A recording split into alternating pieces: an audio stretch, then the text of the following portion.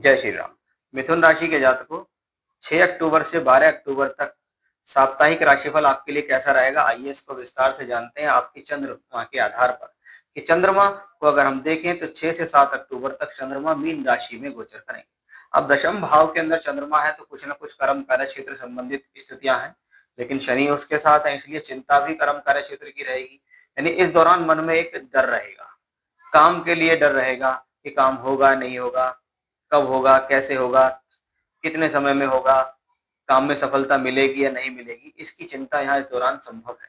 क्योंकि चंद्रमा आपके लिए दूसरे घर धन स्थान के मालिक होकर दशम भाव में है, इसलिए ये स्थिति प्रोफेशनल लाइफ का धन से संबंध तो बनाती है, लेकिन वहीं शनि के साथ होने के कारण ये आपको स्ट्रेस भी देती है कि काम इस दौरान सारे पूर्ण होंगे, लेकिन उसमें स्ट्रेस आपको या चिंता आपको लगातार बनी रहेगी कि मैं मेरे काम में कोई गड़बड़ ना हो जाए, समस्या ना आ जाए। अब 8 से लेके 9 अक्टूबर तक अगर देखें तो चंद्रमा मेष राशि में रहेंगे, ये एक बड़ा अच्छा कॉम्बिनेशन है, क्योंकि दूसरे घर के स्वामी चंद्रमा लाभ भाव में रहेंगे, ये धन योग का समय है।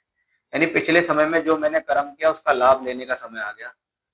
मुझे इस दौरान सोर्स ऑफ इनकम बढ़ सकता है, कोई तरक्की होती है, कोई प्रमोशन हो सकती है, कोई अच्छा काम मिल सकता है, व्यापार बढ़ सकता है। मैं नौकरी कर रहा हूँ, उस नौकरी के अंदर कुछ अच्छी न्यूज मेरे लिए इस दौरान आ सकती है। मंगल ग्रह क्योंकि इसके ऊपर पूर्ण दृष्टि देंगे, और मंगल कौन है, लाभ स्थान के मालिक है, इसलिए मंगल यहाँ दो चेतावनी देते हैं। जहां एक तरफ ये मंगल आपको लाभ दे रहे हैं, सोर्स ऑफ इनकम दे रहे हैं, तो वहीं दूसरी तरफ ये बता रहे हैं कि भाई आपको एग्रेशन से बचना है, क्रोध से बचना है। ऐसी स्थिति में आपको तेज गति से क्रोध आ सकता है, आप जल्दी से पैनिक हो सकते हैं। इस बात को आपको ध्यान रखना है। हालांकि इस दौरान बुध ग्रह की दृष्टि भी आप पर रहेगी, बुध आपकी राशि के मालिक है, तो ये एक पूर्ण सफलता का योग भी है कि मंगल बुध की दृष्टि चंद्रमा पर है और चंद्रमा लाभ स्थान में, इसलिए ये समय लाभ के लिए, सोर्स ऑफ इनकम के लिए अच्छा है।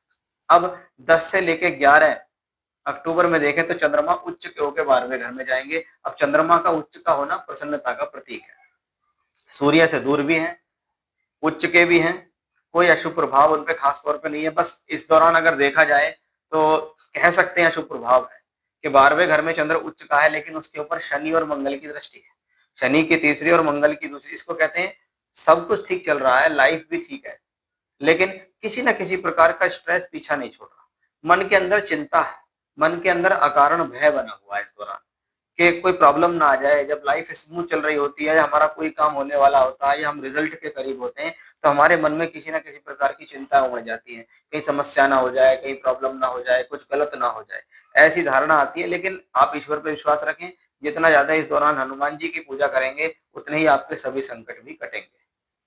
जय श्री राम।